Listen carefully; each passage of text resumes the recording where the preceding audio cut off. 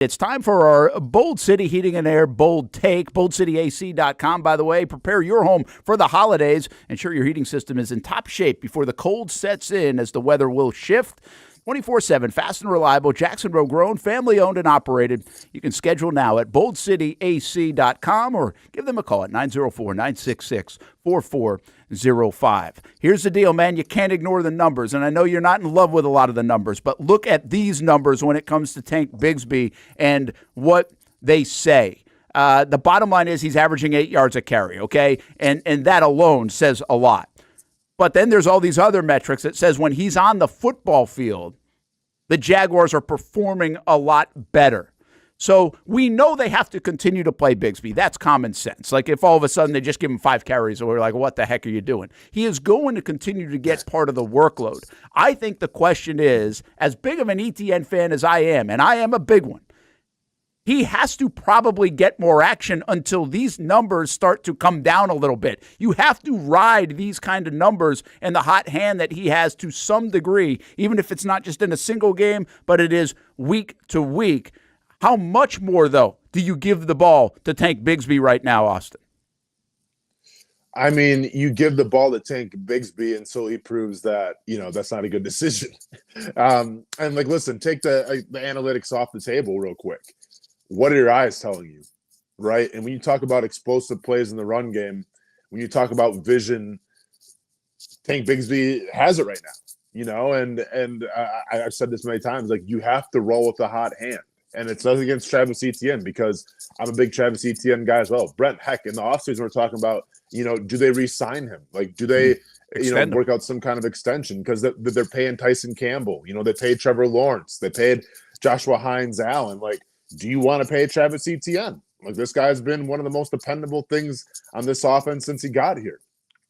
And now it's like nothing against him, but he's kind of an afterthought because what we've seen from Tank Bigsby. So, yeah, I'm not saying give Tank Bigsby, 20 carries a game now, but you have to keep on incorporating, right? Because he's earned that opportunity. And from a team that preached, whoever has good practices is going to be playing, it's going to be this player or this player starting, in the preseason. If that's what you preach, give him the ball, man, because the guy, frankly, has earned it. And Casey Kurtz, I know you're listening, by the way, too.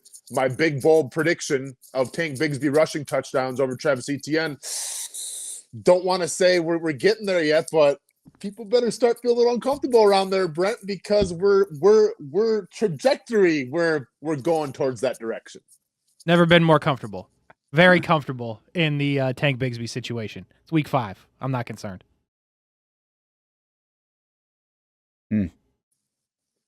Did we just? Oh, I thought you froze. Sorry, something just happened with. Well, hey, I thought Casey did that. Casey's like, hey, you're going to call me out. I'm going to freeze your ass. No. No, don't know how to do that. I'm just trying to pick up kickers in fantasy football. Yeah, that was pretty peculiar how I just it's been perfect the whole show. I call out Casey for a couple seconds, and all of a sudden I'm in no man's land. I'm in purgatory, just waiting to get back on the show. Yeah, you're kind of in and out of purgatory right now, at least on the phone, it looks like. So, but we can hear you. We'll keep up with you. 33rd team, by the way, sharing this, and we borrowed from them. Guys, what would be crazy about your touchdown thing is if it comes down to like one and it's the ETN fumble against Miami, that's the difference between whoever leads in touchdowns. That could be pretty wild. But and Casey might have to jump in here too if Austen keeps freezing. But the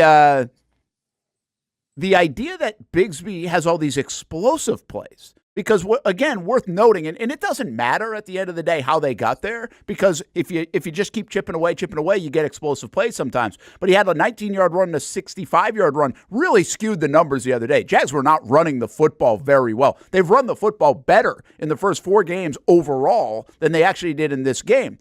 But my view of Bigsby, Austen, has been, okay, he's going to be your 4-yard guy and push the pile forward and your short yardage guy, and he's going to be that tough run dude. And by the way, Etienne can run in between the tackles. We're very impressed with Etienne's tough running ability over the last couple of years. I don't know if I expected these kind of explosive plays. We're talking about a 58-yard run last week, a 65-yard run, the 19-yard run, a 28-yard catch on a screenplay. I was not thinking that way for Tank Bigsby. Were you? Yeah, I mean, with all due respect to Tank Bigsby, I almost thought that you were getting another version of James Robinson, which, can be a compliment, but also, when we talk about James Robinson, it's like, yeah, the guy, his rookie year, I mean, essentially he replaced Leonard Fournette and the team said, we don't need you, Leonard. We have James Robinson here. And, he was a great running back when he was healthy, but they didn't have the breakaway speed that you wanted to see out of a running back. That's kind of what I thought Tank Bigsby might have been when they first drafted him now. And why was I wrong? Because the dude's got breakaway speed, I mean, and he can break tackles. Like you saw it against the Colts where, they kind of, I don't say they had him dead to rights because it would have been a hard tackle to make, but they had an opportunity to make a play on Tank Bigsby, a little stiff arm or a little shoulder, and he's 88 out the gate. So I think it is something to be said in terms of being an explosive player, but also not being afraid to lower your shoulder and deliver some contact.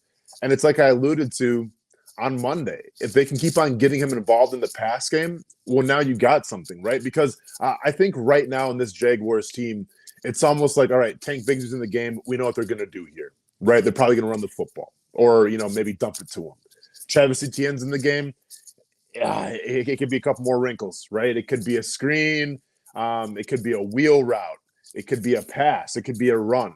So I think the more and more that they can kind of cater to Tank Bigsby, giving him some more, whether it's maybe getting a wheel route involved. Maybe, I mean, I understand he's not probably the best pass blocker, but like have him go out on some kind of route. Keep defenses guessing, right? And that's going to be the biggest thing right now because when Tank Bigsby's in the game, you kind of know what the Jaguars are probably going to try to do with them. Yeah, and you said it. Like, listen, that third down stuff is real stuff. Like, they don't trust the young backs to do that. There's a lot going on third downs. And especially when the Jags are struggling there. That's why Dearness Johnson's in there, and it makes some sense. So, but, I mean, again, the explosives. I'll just say this. You talk about eyes. The 65-yard run, if you go back and look at that, there's pressure on that outside. He makes that one cut inside. But his acceleration to move across the field is really impressive. He had a 5-yard run. I don't know if it was later in the game or earlier in the game. I think it was a little bit earlier than that 65-yarder. And he kind of cut across, and I was like, okay, stop running horizontal. But even on that one, he ran for like 4 or 5 yards. It was like, oh, there was a burst there. I just didn't expect to see as much burst from Tank Bigsby because maybe the nickname or just because we thought he'd be the short yardage guy. I think we kind of paint our own perceptions sometimes, and then we see something different. And really the opposite has happened with Etienne. I actually thought we'd see a lot more explosiveness out of Etienne in his career in Jacksonville. And he hasn't necessarily been like explosive. He has been pretty steady and pretty good, and he can be explosive, but it's not every highlight you see of Etienne is explosive. In fact, last week I thought the underrated part of the Houston game, now going back a week, was that he gave this team a little bit of toughness, a little bit of, hey, we want this game, like we want to. He finished a couple of those runs, if you remember, against Houston, like head down and plowed through guys. And I thought that was pretty significant. You could see the effort from Etienne. He can be a physical running back, and I don't think people give him credit for that. And I'm starting to think now we're not going to give like the credit to Tank about the explosive nature of his game. One more question on the running back stuff, Austen. Can you get them both on the field? I don't know. I don't think we've seen that. Have we seen them both on the field at the same time? Can you do that? And if you can, why aren't they doing that? I mean, it's a good question, Brent. Can you put them both? Yeah, I mean, I feel like you can. I feel like, and like I have to go back and like look at the stats and everything. I can't remember if Doug Peterson was there, with Sproles was there, but I feel like I remember seeing a couple 2-back sets when Doug Peterson was with the Eagles. Like, don't quote me on that. I don't have anything to back it up with, but I feel like I remember seeing that. You could do that, Brent, but once again, like, how much of a receiving threat right now is Tank Bigsby? Like, I mean, I can see like maybe like a goal line situation. You have them both back there. Do you run a little wheel route to Travis Etienne? Do you hand the ball off? That could keep the defense on their heels a little bit. Like, it makes sense, right? And once again, it's more of an exotic look that you want to see from hopefully a progressive offense here, getting some more momentum. So I'm not opposed to that. I just want to say, though, too, with Tank Bigsby, that can't be stated enough. I think last year when we saw his rookie year and people kind of fell off the wagon a little bit with him, was just like, you saw a guy who it was like, all right, this is my hole. I have to go in the hole, lower my shoulder, and get a couple yards, right? Like that was kind of his MO. And he's showcased this year, whatever it was, the off-season work, maybe just getting more comfortable watching film, but his vision, Brent, even like when the hole's not there, he'll create his own lane, right? And that's something that you didn't really see last year from him. So, like, it can't be stated enough of just, once again, whether it's the work in the offseason, the mental game, whatever he's done, it's evident that he's taken leaps and bounds forward to being a pretty damn good running back in the league. Now, I get it. The sample size is still a little small, and teams are still learning to play against him. But what we've seen so far, it's almost night and day from what we saw as him from a rookie. Listen, I think it's part of the whole story, right? I mean, you go back to last year, he really had some fluky stuff happen. But regardless, because of the fluky stuff, he still lost his confidence. And quite frankly, they lost confidence in him. Like, they won't say it out loud, and he won't say it as an athlete. He'll probably admit now that he wasn't as confident as he could have been. But, like, they won't say they lost confidence. They lost confidence in him. And quite frankly, so did everybody. But we lost confidence in Tank Bigsby out of some fluky plays if you really go back and look at it and how the turnovers came. But it just couldn't get out of it. And we said it all offseason. Listen, this is important for him to get off to a good start. And he got off to a good start in the preseason. When he touched the ball, it was a good start. When he touched the ball against Miami, good start. And he continues that good start. It is like he has recouped all that confidence that made him a good player and a third-round draft pick. Now, I'll also say this. I wasn't a huge fan, and I'm not going to – it looks like it's working out. I was not a huge fan of them at all, taking him in the third round. I didn't get the selection, quite frankly. A lot of people have said that about Brent and Strange in the second round. I got that one way more than I got the third-round Tank Bigsby pick. But they did, and it looks like it's now paying dividends. And as we've mentioned now, that draft class, Anton Harrison, Brenton Strange, Tank Bigsby, and Ventrell Miller, those first four guys, and I would throw Monteric Brown on the back end of that draft class. Now you're starting to get some really good productivity out of that 2023 draft class. So we'll see what the Jags continue to do with the situation. It's one to watch. And again, we're not this is something they're going to have to delicately handle. They need, I think, both guys. They do. But it's hard to ignore right now what Tank Bigsby's doing with the football and what they are doing with him on the field. This is the old plus minus in the NBA right now. Like, I don't know if you can ignore that if you get enough of a sample. 1 game sample, okay, whatever it is, what it is. 5 game sample, 7, 8 game sample, that's real stuff. And quite frankly, simply, if that guy's carrying it and he's getting 8 yards a touch, well, give him the damn ball and see what happens. Make him stop him. And, by the way, one more thing. This is a Chicago defense that gives up the run. So this can be a Tank and Travis kind of day in London against the Chicago Bears, Austen, and just feed both of those guys the ball, and I'd be okay with it as long as Travis is healthy enough to do so. Of course. Brent, let me ask you this real quick.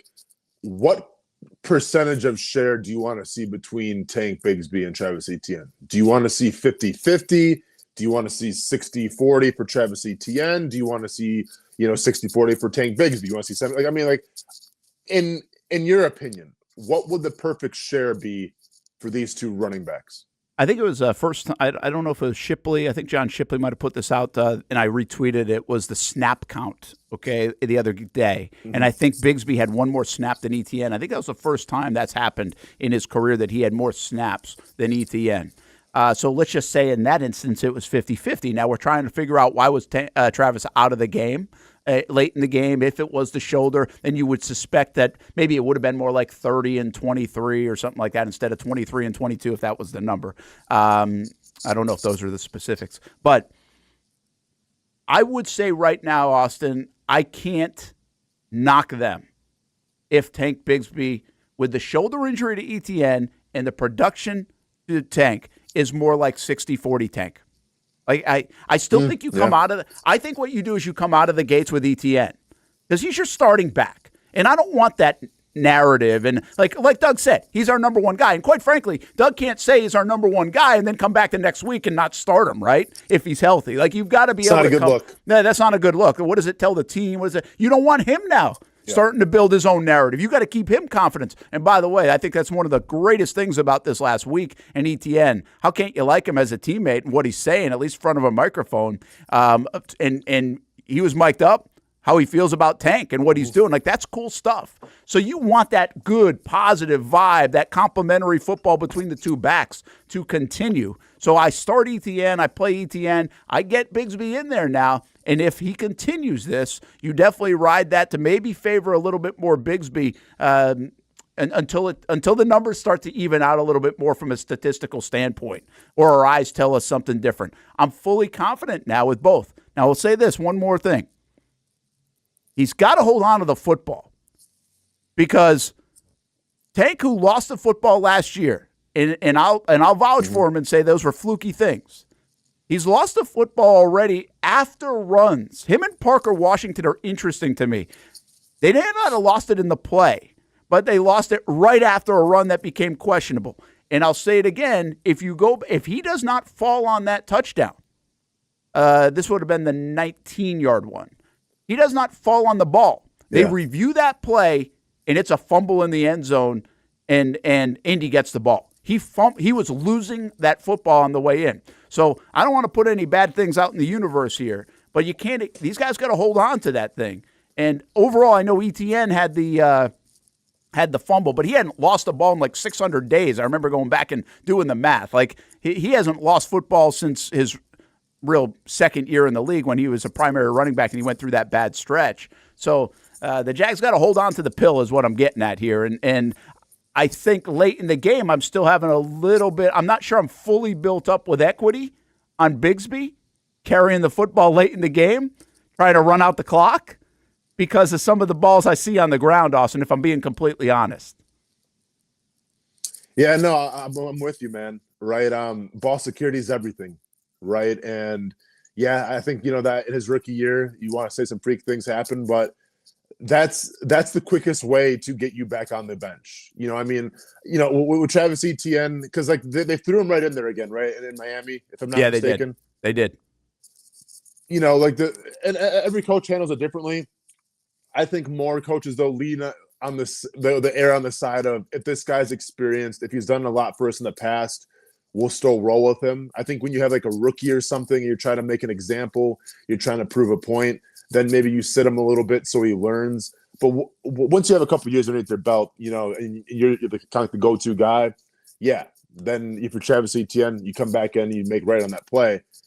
With Tank, I agree with you, though, and it's wild too, Brent, because it's almost like, I don't want to say you can get like lackadaisical after like you break a tackle and get a first down, but like that's kind of what it looks like a little bit, just maybe like a little lack of focus. So that has to be cleaned up. And thankfully, like it's not a skill thing, right? It's not like his hand placement's bad or anything. It's just, all right, man, just keep locked in until the whistle and then you'll be fine. So I think you can clean it up. I think you can fix it. And hopefully we won't be talking about this now 6-7 weeks down the line. Listen, we'll go back and just put a bow on this with it's a nice story in Jacksonville, despite being 1-4, that you have this nucleus of guys out in the field. I'm going to leave Gabe Davis out of this because I don't think there's a ton of confidence in him right now, but there isn't Brian Thomas Jr., there isn't Christian Kirk. Evan Ingram, I think we'll get him back here, and then there's Brent and Strange. You got two guys there. You have two guys in Tank Bigsby and Travis Etienne that you feel good about. It's an offensive line playing good ball. Can Trevor continue to track well and trend well? I mean, this might be an offense that's ready to move a little bit, and they're going to get a good test against the Chicago Bears. That's our Bold City Heating and Air Bold Take, boldcityac.com, 904-966-4405, boldcityac.com.